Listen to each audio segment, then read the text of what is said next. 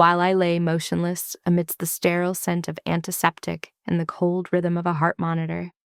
My family was opening champagne. My $15,000 engagement ring had vanished, a theft they would later call a necessary sacrifice. They believed I would never recover quickly enough to ask the right questions or demand the truth. They were incredibly wrong. My name is Eleanor Brooks, and at 34 years old, I found myself staring at a ceiling tile that had a water stain shaped like a grimace. The air tasted of rubbing alcohol and old coffee.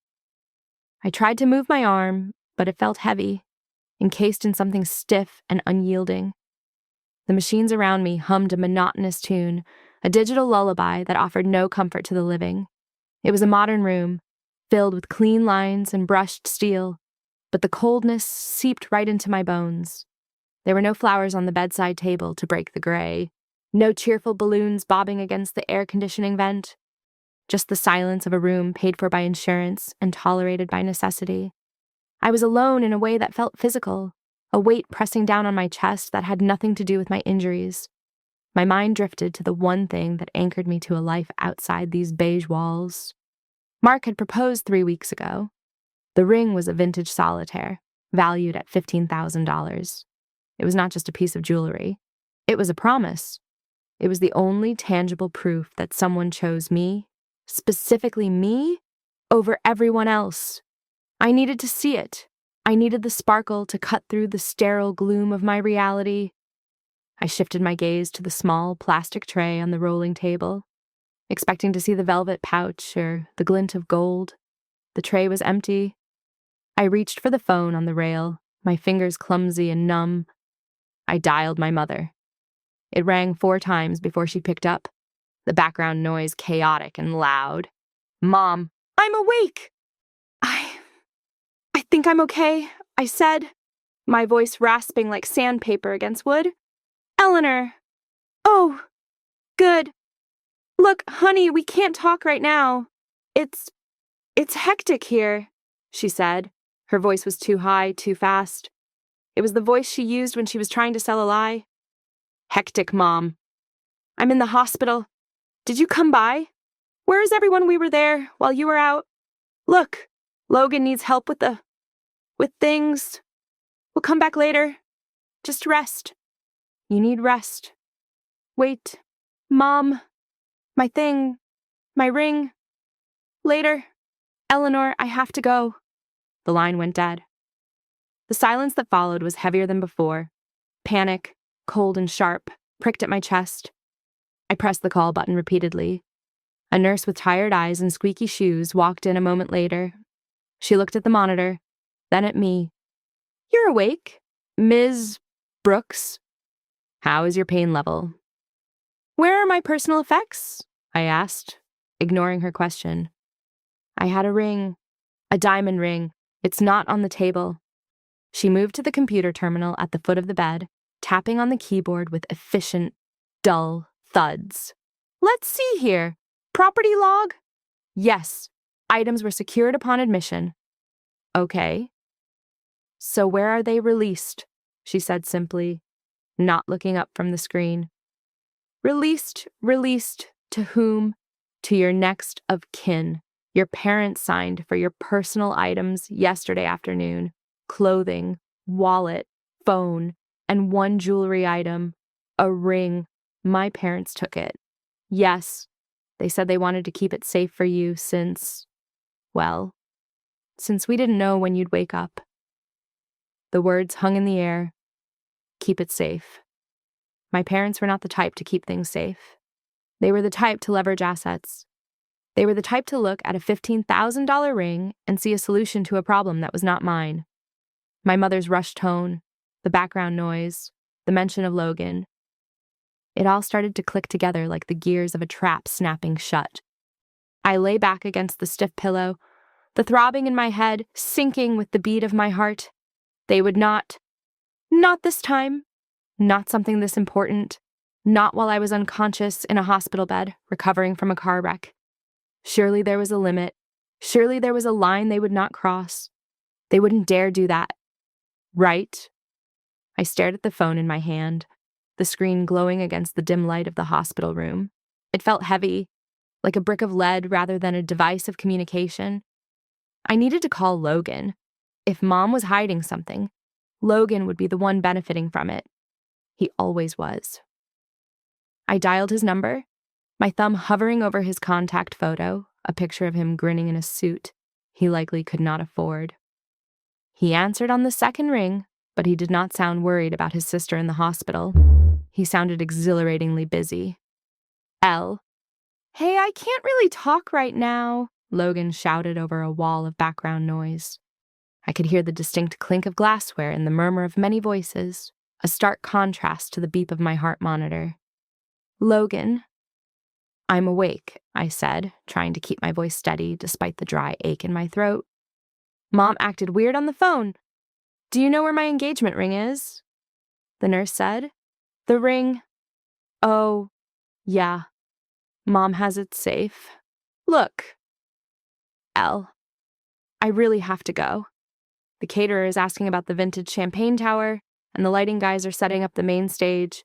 A champagne tower, a main stage." My stomach twisted, a nausea that had nothing to do with my concussion.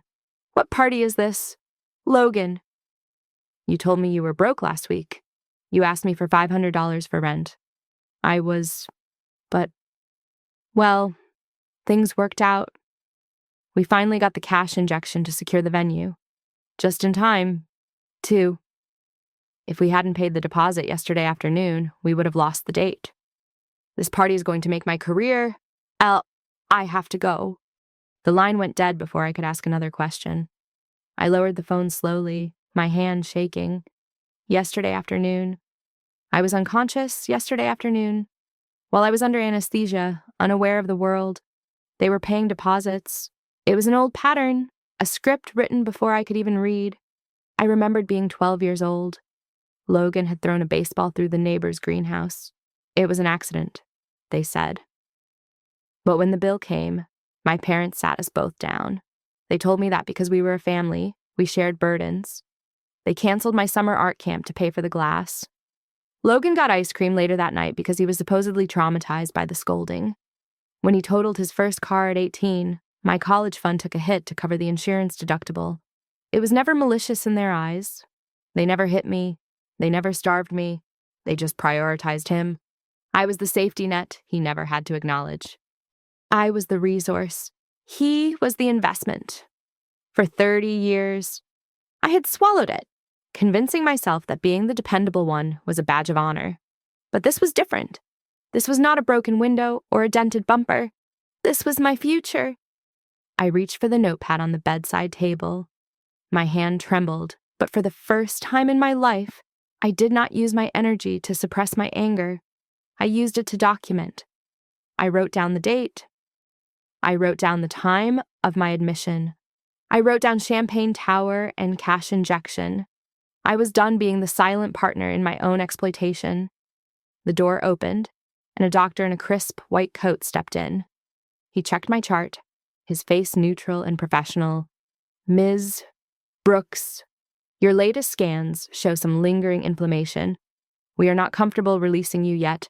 We need to keep you for observation for another 48 hours. 2 more days, I asked, panic rising in my chest. I need to get out of here. I have things to handle. "It is not safe yet," he replied firmly, marking something on the clipboard. "You need to stay put. Stress will only hinder your recovery." I watched him leave, feeling the walls inch closer. I was trapped in this bed, tethered by tubes and medical advice, while my family was out there, potentially drinking away my marriage proposal.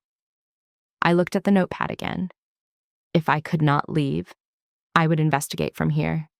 I would not just lie here and hope for the best. I needed to know the truth before I walked out those doors. I pushed the anger down into a tight, cold ball in the pit of my stomach. Anger was messy. Anger made mistakes. I needed precision. I reached for my phone again, but this time I did not call family. I dialed Marissa Cole. Marissa had been my best friend since college, and unlike my relatives, she possessed a forensic attention to detail. She answered on the first ring. Elle, I heard you were in the hospital. You were in. I was about to drive over, Marissa said, her voice sharp with concern. Don't come yet. I need you to do something for me first. I need you to go to Logan's social media, check his stories, his tagged photos, everything. Tell me what you see. Okay, give me a second, she replied. I heard the tap of keys on a laptop. Okay, I'm on his profile. It's... Wow.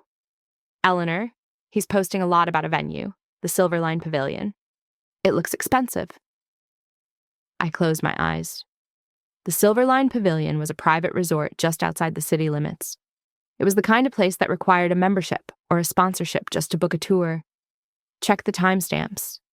Marissa, when was the deposit paid, or when was the booking confirmed? He usually posts screenshots of his wins. Found it. He posted a confirmation email screenshot for the platinum package booking. He captioned it, "Big moves only." The timestamp on the email is yesterday at 3 in the afternoon. 3 in the afternoon! I was in surgery then. While doctors were stitching my skin back together, my brother was securing a venue that cost more than my parents' car. How much is the platinum package? Marissa, can you check their website? Checking now. It says, Jesus, it starts at $12,000 for the venue rental alone. Catering is extra. My parents did not have $12,000. They had a second mortgage and a stack of maxed out credit cards. They constantly complained about the rising cost of utilities. The math simply did not work, unless they had a sudden windfall. My mind snapped back to a memory from 2 weeks ago.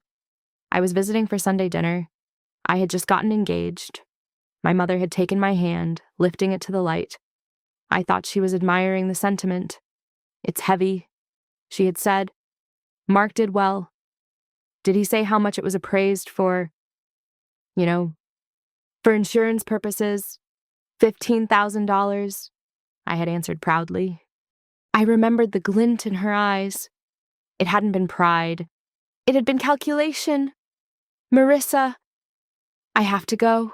Screenshot everything and send it to me. I hung up and dialed the number for the jewelry store, Holloway and Sons. My heart hammered against my ribs, a dull thudding that echoed in my ears. A woman answered with a practiced, melodic greeting. This is Eleanor Brooks. My fiancé purchased a custom solitaire diamond ring from you last month. Policy number 4492. I'm calling to check the status of a transaction made on that account yesterday. There was a long pause, filled only by the sound of typing. Yes, Ms. Brooks.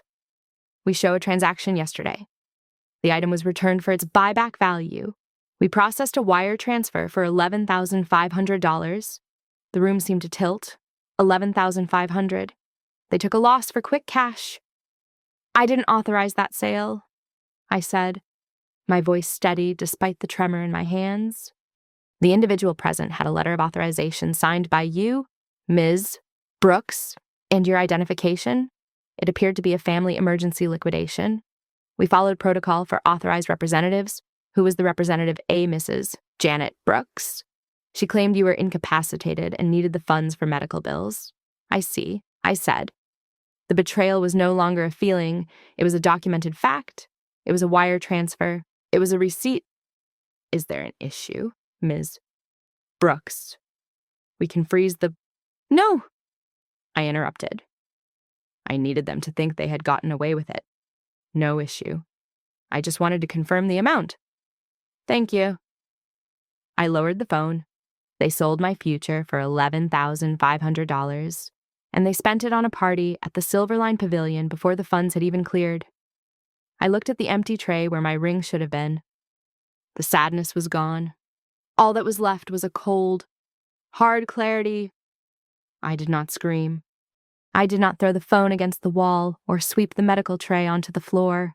The devastation was too absolute for a tantrum. It settled over me like a lead blanket, pressing the air out of my lungs until every breath became a conscious, labored effort. It was not just about the money. $11,500 was a significant sum, but money could be replaced. What they had taken could not. They had looked at the symbol of my future, the one thing that declared I was a person worthy of love and commitment, and they had seen a catering budget. They had stripped me of my value as a human being and reduced me to a liquid asset. I closed my eyes and the hospital room faded. I was back in the park with Mark. 3 weeks ago, the air had been crisp, smelling of pine and rain. He had been so nervous, his hands shaking as he opened the velvet box. He had told me that the diamond was durable, unbreakable, just like us. He had said I deserved something that would last forever. My parents had taken that forever and traded it for a single night of champagne and validation for Logan. The violation felt physical, a distinct nausea churning in my stomach that had nothing to do with the painkillers. My thumb hovered over the call button on my phone. The urge to dial my mother, to shriek, to demand an explanation was a physical ache. I wanted to hear her stutter. I wanted to hear her try to spin this into an act of love, but I stopped. If I called now, I would just be the hysterical daughter. They would gaslight me. They would say I was confused by the medication or that I was being selfish. They would have time to cover their tracks, to hide the money, to come up with a better lie. I turned the phone off and set it face down on the table. Silence was a weapon. Let them think I was still asleep. Let them think I was the passive, dutiful Eleanor who would never question them. Let them think they had gotten away with it. I forced myself to sit up straighter, ignoring the sharp pull of the stitches in my side. I drank the stale water from the plastic jug. I ate the cold toast on my tray. I needed fuel. I needed to get out of this bed. The doctor said 48 hours, but I was going to be the most compliant, rapidly recovering patient he had ever seen. I had work to do. I picked up the phone again, but this time I navigated to my contacts list and scrolled past my family. I stopped at a name I hadn't used in years, Nora Whitfield. We had gone to university together before she transferred to law school. She was ruthless, expensive, and exactly what I needed. She answered on the third ring, her voice clipped and professional. Nora Whitfield speaking. Nora, it's Eleanor Brooks. I need your help. It's an emergency, I said, allowing the tremor in my voice to remain. Eleanor, my God, it's been years. You sound terrible. What happened? I'm in the hospital. I was in an accident. But while I was unconscious, my parents sold my engagement ring. They used a power of attorney I never signed. There was a pause on the other end, the kind of silence where a shark smells blood in the water. You never signed it, Eleanor. Are you sure? Did you sign anything upon admission? I was unconscious when I arrived. I woke up today. The jewelry store said my mother had a signed authorization letter and my ID. Nora! I was in surgery when the transaction happened. I couldn't have signed anything. If you were under anesthesia or incapacitated, you lacked the legal capacity to execute a contract or a power of attorney, Nora said, her voice dropping into a lower, colder register. If they forged your signature to liquidate an asset over $5,000, that is grand larceny. It is fraud. And if they crossed state lines or used wire transfers, it gets even messier for them. They wired the money, I confirmed. Send me everything you have, medical records showing your admission time, the police report for your accident. I will draft a preservation letter to the jeweler immediately. Do not tell your parents you are speaking to me. Do not tell them you know. I won't. I promised. I hung up the phone. The despair was gone, replaced by a cold, vibrating focus. I looked at the door, half expecting my mother to burst in with balloons and lies, but the hallway remained empty. They were probably at the venue, tasting appetizers, laughing about how easily they had solved their problem. They thought I was safe. They thought I was broken. They think I am weakest when I am lying down. Nora's voice over the speakerphone was a steady stream of cold, hard facts that cut through the emotional fog clouding my judgment. She did not offer sympathy. She offered statutes and precedents. Personal property rights are absolute. Eleanor, unless there is a pre-existing legal instrument granting power of attorney, Nora explained, her tone clipping the ends of her words. Implied authority is a gray area, usually reserved for spouses paying bills during a crisis. It does not extend to liquidating non-fungible assets like jewelry. not without express written consent. They had written consent, I said, looking at the PDF Nora had just emailed me. It was a digital scan of the authorization letter the jeweler had provided after Nora threatened them with a preservation order. Or at least, they had a piece of paper with my name on it. I zoomed in on the signature at the bottom of the document. It was a terrifyingly accurate replication of my own handwriting. The loop of the E was precise, and the slant of the B matched the way I signed checks. It was too perfect. It lacked the slight tremor or variation that comes from a human hand signing a fresh document. It looked traced. It looked like someone had taken a light box to an old birthday card and carefully copied the lines of my identity. "That is not a messy scrawl from a panic-stricken mother," I whispered, my finger hovering over the screen. "That is a forgery, a calculated one. And that is where they lose," Nora said. "I pulled your medical file. The hospital logs are indisputable. At the exact moment that document was presented at the jewelry store, 3:30 in the afternoon, you were under general anesthesia. You were intubated. You were legally and physically incapable of holding a pen, let alone understanding a contract. That timeline turns this from a family dispute into a criminal act." The realization settled in my chest, heavy and suffocating. This was not an impulsive decision made in the heat of a medical emergency. You do not accidentally trace a signature. You do not accidentally drive across town to a specific jeweler with a fake letter. This was planned. I switched apps to look at the screenshots Marissa had sent. She had dug deeper into Logan's social media. The party wasn't just a celebration. The invitation read, "Brooks Consulting Launch Gala." It was a networking event. Logan was trying to rebrand himself from a perpetual failure into a high-end consultant. He needed the Silverline Pavilion and the Champagne Tower to sell the illusion of success. He needed to look rich to get rich. My parents had not just sold a ring. They had made an investment choice. They had looked at my stability, represented by the engagement ring, and decided it was less valuable than Logan's potential. They were willing to commit a felony to fund his facade. I was not a daughter to them. I was a liquidation event. "I have everything I need," I told Nora. "I have the motive, I have the opportunity, and I have the forensic proof of impossibility." "Good. Do not confront them yet," Nora advised. "Let them spend the money. Let the transaction finalize. The more they enjoy the proceeds of the crime, the tighter the noose gets." I spent the next hour working in silence. I created a new folder on my cloud drive, password protected, and named it simply Case File. Into it went the PDF of the forged letter. Then came the photo of my anesthesia record. Next were the screenshots of the venue deposit and the invitation to Logan's gala. Finally, I added the text messages from my mother, where she claimed she was handling things at the exact moment she was fencing my engagement ring.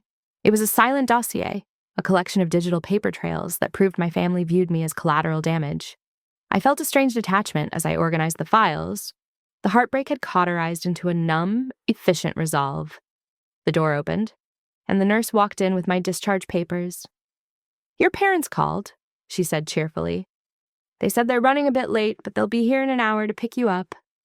I looked at the clock. It was 4 in the afternoon. The party started at 6. They were going to pick me up, dump me at home with some takeout, and then go celebrate their theft. "That won't be necessary," I said, signing the discharge form with my own real hand. "I'll make my own way." I packed my small bag. I checked the case file one last time. They thought I was the weak link. They thought I would cry and accept their excuses because family comes first. They were about to learn that in a court of law, family is just another word for co-conspirator. I was not going home. I was going to the party. The Silverline Pavilion smelled of expensive perfume and roasted duck. I stood at the entrance, clutching my side where the stitches pulled tight against my skin. I was wearing the only clean dress I had in my overnight bag, a simple gray shift that looked woefully underdressed amidst the sea of sequins and tuxedos. My arm was still in a sling. The hospital bracelet was still plastic snapped around my wrist. It was a stark white flag of trauma in a room designed to celebrate excess. I saw them near the ice sculpture. My mother was laughing, her head thrown back, a flute of champagne in her hand. My father was nodding at something a man in a velvet blazer was saying, and in the center of it all was Logan. He looked radiant. He looked expensive. I walked forward. The crowd parted around me, their eyes lingering on my sling and the pale, bruised cast of my skin. I did not stop until I was standing right in front of my family. "Eleanor!" My mother gasped, nearly dropping her glass. "What are you doing here?" the doctor said. The doctor said I needed rest. I interrupted, my voice level, but I couldn't miss Logan's big night. "Could I?" Logan turned, his smile faltering for a fraction of a second before he plastered it back on. "Elle, you made it look at this turnout. I told you, didn't I? I told you this consulting gig was going to blow up." "It is impressive," I said, looking around the room. "The Silver-lined pavilion. This package must have cost a fortune. I didn't realize your new business had this much capital already." "Well, you know," Logan stammered, adjusting his tie. "You have to spend money to make money. It's all about leverage." "Leverage." I repeated the word, tasting the irony. That is an interesting word. "Usually, leverage requires collateral." "What did you use for collateral?" "Logan." "You didn't have any assets last week." My father stepped in, placing a heavy hand on my good shoulder. His palm was sweating. "Now, Eleanor, let's not bore the guests with business details. You look tired. We should get you a seat, or maybe call a cab." "I'm not tired, Dad," I said, stepping out from under his touch. "I am actually very curious. I was just calculating the cost of this room." The deposit alone must have been over $10,000, and it had to be paid yesterday. "Right. Logan." "Yeah, yesterday." So what Logan said, his defensive tone leaking through, "I secured a private loan from a silent partner." "A silent partner," I said, locking eyes with my mother. She looked away, focusing intently on the bubbles in her drink. "Is that what we are calling it now? Someone who doesn't know they are investing, Eleanor?" "Stop it," my mother hissed, her voice low. "You are making a scene. People are staring, are they?" I asked, looking around. A small circle of silence had formed around us. The man in the velvet blazer was watching with interest. I think they are just impressed by Logan's financial wizardry. It is rare to find a lender who hands over $11,500 in cash while the guarantor is under general anesthesia. The color drained from my father's face. Logan laughed, but it was a dry, brittle sound. "You're talking crazy. Elle, the meds must be messing with your head. Mom, get her some water. I don't need water," I said. "I'm just confused. You see, I had a very valuable asset yesterday. And today I don't, and today you have a very expensive party. It is a strange coincidence, isn't it?" "We can talk about this later," my father said, his voice hard. "Not here."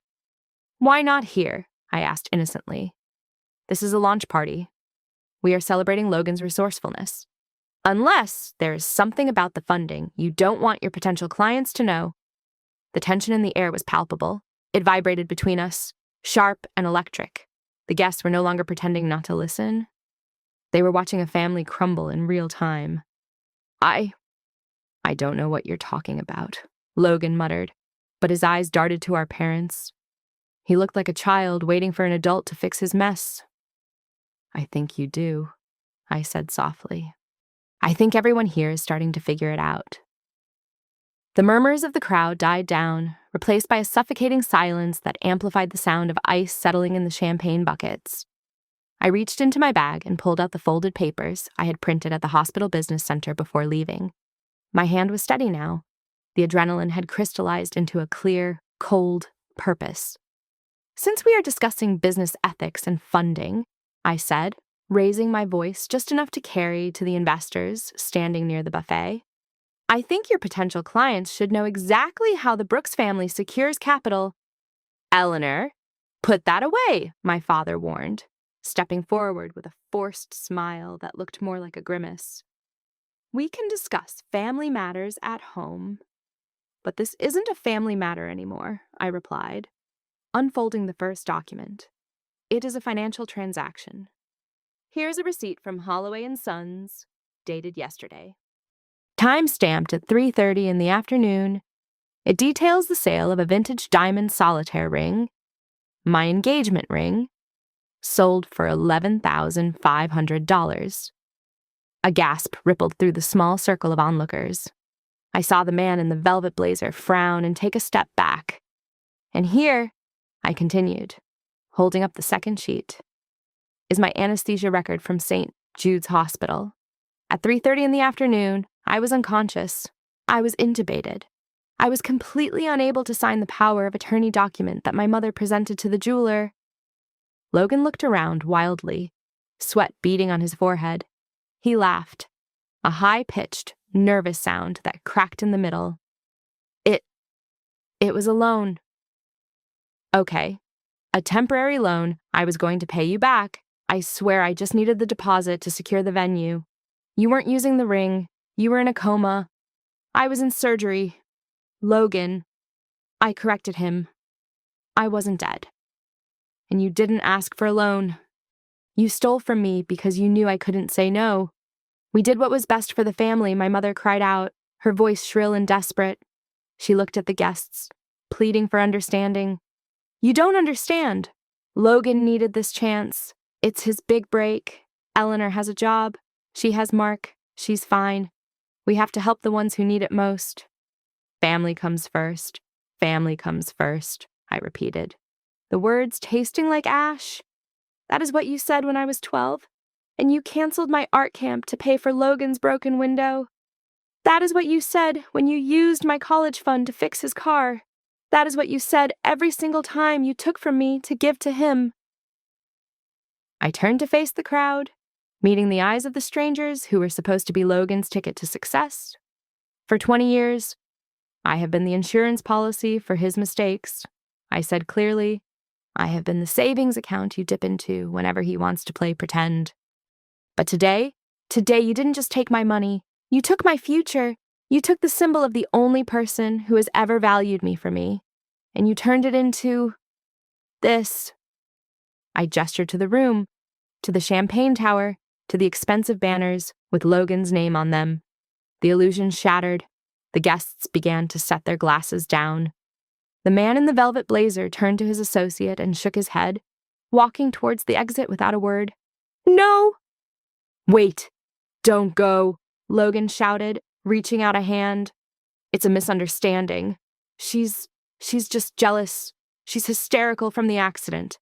"I am not hysterical," I said, cutting through his panic. "I am the most lucid person in this room, and I am done paying for your parties." My father looked at the retreating guests, his face pale. He turned to me, his eyes full of betrayal, as if I were the one who had committed the crime. "Look what you've done," he whispered. "You've ruined him." "No, Dad," I said, feeling a weight lift off my shoulders, light and free. "He ruined himself. I just turned on the lights." The party was effectively over. The music was still playing, a cheerful jazz tune that mocked the devastation in the room, but the room was emptying fast. No one wanted to do business with a fraud. No one wanted to associate with a family that cannibalized its own. For the first time in my life, I wasn't the one shrinking into the corner. I was the only one standing tall. The remaining guests had scattered like roaches when the lights turned on, leaving only the hired staff who were awkwardly clearing plates in the background. My family stood in a tight, defensive cluster near the champagne tower, looking at me as if I were a stranger holding a grenade. The silence in the cavernous room was heavy, broken only by the clinking of silverware being gathered by a waiter who was trying very hard to be invisible. You ruined everything," Logan whispered, his voice shaking. "Do you have any idea what you just did? My reputation—" "Your reputation was built on a crime," I replied calmly. "And I didn't just come here to make a scene. I came to inform you of the reality you are now living in. At 9 o'clock this morning, My attorney filed a formal notice with the police and the jewelry store regarding the unauthorized liquidation of my property. My mother let out a strangled sob, clutching my father's arm. Police, Eleanor. You called the police on your own. Mother, I reported a theft. I corrected her. The fact that the thief shares my DNA is a detail for the courts to decide upon. The jewelry store has already flagged the transaction as fraudulent. They are cooperating fully to avoid liability. That means the wire transfer they sent to your account has been frozen pending investigation. I looked at Logan, whose face had turned a sickly shade of gray. And since you used those specific funds to pay the deposit for this venue, I continued, pointing to the opulent surroundings, that check is going to bounce.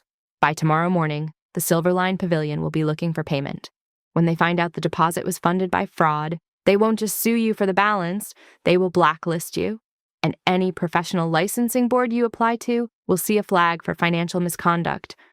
You can't do this, my father sputtered, his face flushing red. This is insane. We can fix this. We can pay you back. Logan just needs time. It is too late for that, I said, my voice devoid of the pleading tone I had used for decades. The legal machinery is already moving. It is not up to me anymore. It is up to the district attorney whether they want to pursue charges for grand larceny and forgery. Forgery, my mother squeaked. The signature on that authorization letter, Mom. We both know I didn't sign it. That is a felony. And since the amount was over $10,000, it carries a mandatory sentence if convicted. The weight of those words settled over them. For years, they had relied on the fact that I would never hurt them, no matter how much they hurt me. They banked on my silence. They banked on my love. But they had overdrawn the account. Eleanor, please, my mother begged, tears finally streaming down her face. I'm sorry. We're sorry. We shouldn't have done it. We were desperate. Please, just tell the lawyer it was a mistake. We apologize. I don't want your apology, I said coldly. I have accepted your apologies for 34 years. They are cheap. They are words you say to get out of trouble so you can go back to doing exactly what you want. I took a step closer to them. They flinched. The dynamic in the room had shifted so violently it made me dizzy. For the first time, they were not the authority figures. They were the defendants. I don't want sorry, I stated, locking eyes with each of them in turn. I want the truth. I want you to admit it. Not that you made a mistake. Not that it was a loan. I want you to admit that you stole from me because you don't respect me. I want you to admit that you sacrificed my happiness to feed Logan's ego.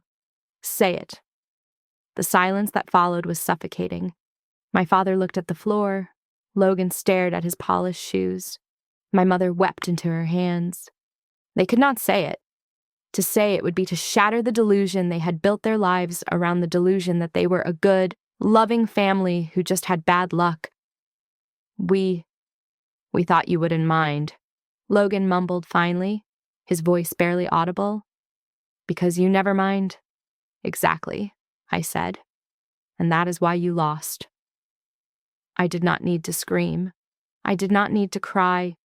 Standing there, watching them crumble under the weight of their own actions, I realized I had already won.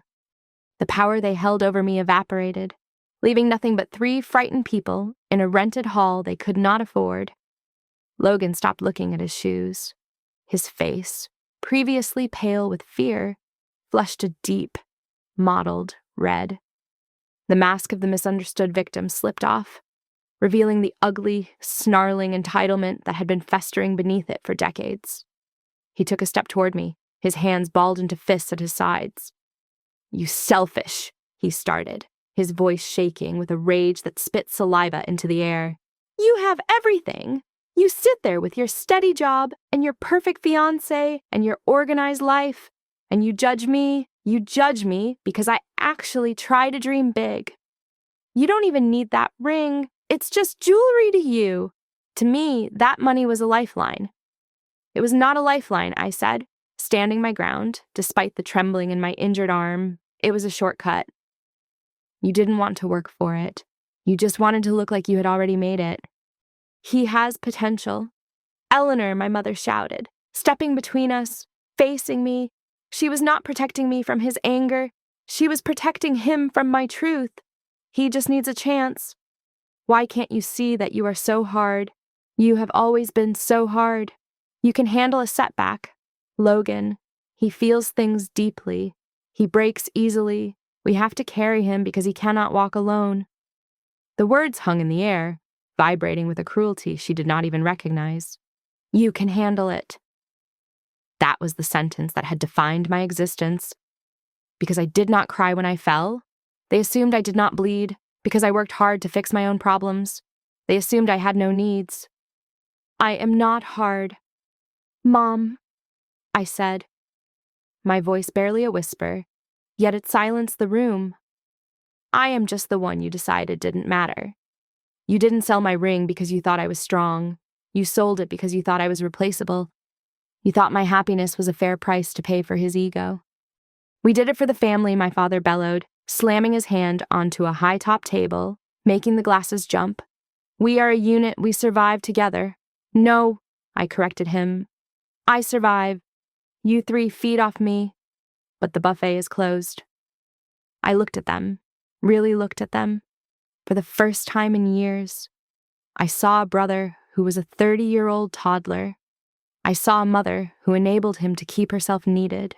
I saw a father who was too weak to lead.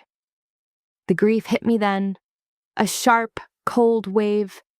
It was not grief for the relationship I was losing. It was grief for the relationship I never actually had. I had been fighting for their approval, paying for it in cash and silence, but it was a purchase I could never make. They were incapable of loving me the way I needed to be loved. I am done, I said. The words felt like a physical severance, a snapping of the invisible cord that had choked me since childhood. I am cutting you off. I will not pay for your lawyers. I will not pay your bail. I will not pay your rent when this falls apart. Do not call me. Do not come to my house. You can't mean that, my mother gasped, her hand flying to her mouth. We are your parents. Then act like it, I replied, but you won't. You made your choice yesterday at 3:30 in the afternoon. You chose the son you wanted over the daughter you had. The silence that followed was absolute. There was no music, no clinking glass, just the heavy, suffocating weight of a truth that could not be unsaid. The power in the room shifted one final time. They were no longer the judges of my worth. They were just three people standing in the wreckage of their own making. They looked small. They looked terrified. And for the first time, they were looking at me not as a resource, but as a force they could not control. Logan opened his mouth to speak, perhaps to scream, perhaps to beg, but he looked at my face and stopped. He saw what I felt. I was not angry anymore. I was indifferent. And to a narcissist, indifference is the ultimate death sentence. I turned my back on them. The connection was severed. The backup plan had walked away. I turned on my heel and walked toward the double doors of the Silver Line Pavilion. I did not run. I did not look back. The silence I left behind was heavy, filled with the collective breath of a room that had just witnessed a public execution of character. Behind me, I heard my mother call my name once, a desperate, wavering sound, but it was drowned out by the sudden, sharp voice of the venue manager asking for a credit card that could actually clear a $12,000 charge. I pushed through the heavy glass doors and stepped into the cool night air. It smelled of rain and exhaust, a stark contrast to the stifling perfume of the ballroom. I took a deep breath, filling my lungs until my ribs ached against the bandages. It was the first breath of air that felt truly mine in 34 years. My phone vibrated in my hand. I looked down at the screen. It was a notification from my bank app, forwarded by the fraud department. A provisional credit of $11,500 had been issued to my account while the investigation proceeded. The dispute was active. The jewelry store, terrified of bad press and legal action, had moved quickly. I knew I would never see the ring again. It was likely already broken down. The diamond reset, the gold melted. That symbol of Mark's promise was gone, a casualty of my family's greed. But as I stood there on the curb, waiting for the cab I had hailed, I realized I did not mourn it. The ring was just a thing. What I had regained was far more valuable. I had regained my autonomy. I had regained the ability to say no.